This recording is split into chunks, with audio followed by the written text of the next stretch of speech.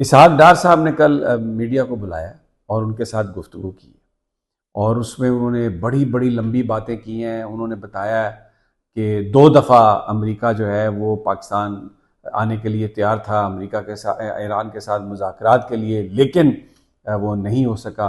UAE के बारे में बहुत बरहम, और क्योंकि फील्ड मार्शल भी रहे यूएई के दौरे पर और मामलात को सॉर्ट आउट करने की कोशिश की गई, लेकिन यूएई ने कहा कि आप हमारे पैसे वापस करें, क्योंकि वो जो सऊदी अरब के साथ हमारा डिफेंस पैक्ट हुआ है उस पर वो बहुत खफा है।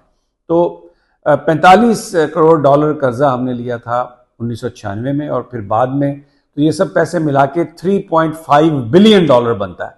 तो जनाब इसहाक डार साहब ने कहा, जो अल्फाज इस्तेमाल किए, कि हमने ये फैसला कर लिया है कि इस महीने के आखिर तक हम ये पैसे यूएई के मुंह पर मारेंगे। अब ये देखें आप, दोस्त ममालिक जो मुसीबत के वक्त काम आए, उनके साथ गुफ्तगू का तरीका देखें। अगर किसी मसले पर उनके साथ इख्तलाफ हो गया तो जनाब अब ये कह रहे हैं कि हम पैसे उनके मुंह पर मारें।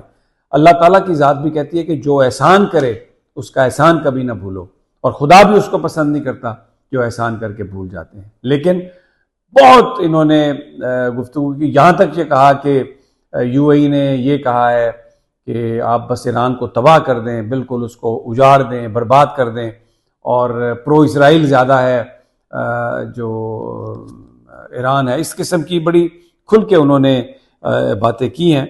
और बहरहाल ये जो बात है कि मुंह पर पैसे मारेंगे, ये हजम नहीं हो रही, ये कोई अच्छा मामला नहीं था।